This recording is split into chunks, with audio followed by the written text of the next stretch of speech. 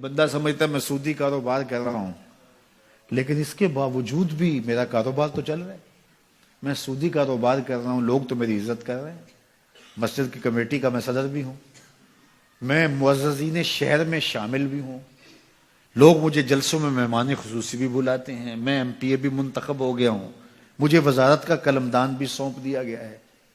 وہ میاں اللہ کی نظر میں ان چیزوں کی اہمیت ہی نہیں ہے۔ یہ چیزیں ہوتی کیا ہیں؟ وہ یہ نہیں چھینتا، وہ ہدایت چھینتا ہے۔ وہ روٹی نہیں چھینتا، وہ تو نمرود کو بھی روٹی دیتا تھا۔ اس نے کبھی سورج کو منع نہیں کیا کہ اس کے گھر میں روشنی نہ کر، یہ حامان کا گھر ہے، یہ قارون کا گھر ہے، یہ میرے دشمنوں کا گھر ہے، اس کے گھر میں روشنی نہیں ہونی چاہیے۔ چاند کو کہتا ہے اپنی کرنیں بکھیر، سورج کو کہتا ہے اپنی روشنی بکھیر۔ جس طرح باجزید کے گھر میں روشنی ہوتی ہے، اس مکار کے گھر میں بھی ایسی روشنی ہوتی ہے، فرق نہیں پڑتا۔ تو وہ کرم نوازیاں تو نہیں رکتی، لیکن اللہ جب کسی سے ناراض ہوتا ہے تو اس سے ہدایت کی توفیق سلب کر لیتا ہے، تو اعلان جنگ ہوتا ہے۔ تو پھر وہ ٹکرے بھی مار رہا ہو تو اس کی رسم کی نماز ہوتی ہے، اس کا ماتھا جھک رہا ہوتا ہے، دل نہیں جھک رہا ہوتا، چونکہ ہدایت سلب کر لی گئی۔ جب اندر سے روح ہی نکال لی جائے تو باقی بچتا کیا ہے؟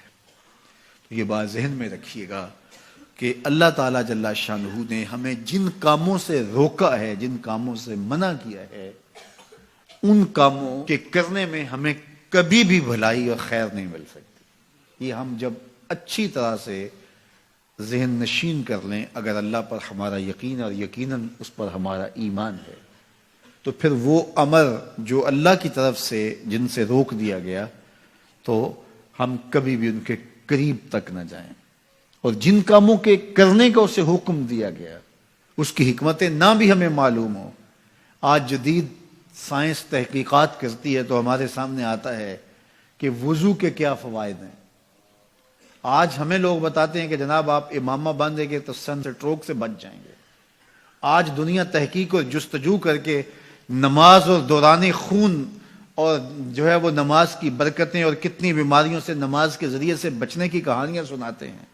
اچھی بات ہے، نماز سے صحت پہ اثر پڑتا ہے، یہ اچھی بات ہے کہ وضو سے بہت ساری بیماریوں سے نجات ملتی ہے، یہ اچھی بات ہے کہ سر پہ امامہ باندھ لے تو سن سٹروک سے بچ جاتے ہیں، یہ اچھی بات ہے کہ آپ روزہ رکھتے ہیں تو کینسر جیسے امراض سے آپ کا بچاؤ ہوتا ہے، یہ اچھی بات ہے کہ فلاں عمل کرتے ہیں تو فلاں ہوتا ہے۔ لیکن صاحب، ہم سن سٹروک سے بچنے کے لیے امامہ نہیں باندھتے، ہم محمد عربی کی ادا کے لیے باندھتے ہیں۔ دوران خون کے لیے نماز نہیں پڑھتے، ہم رب کے حضور سجدہ ریزی کے لیے اس کے حضور اپنی نیاز مندیوں کا سر جھکاتے ہیں۔ تو حکمتیں بھی ہیں، وہ برکتیں ذیل میں آتی ہیں۔ تو یہ بات ذہن میں رکھیے گا کہ حکمتیں معلوم نہ بھی ہوں تو ہم عمل کرتے ہیں۔ یہی تو ہے کہ یومنون بالغیب۔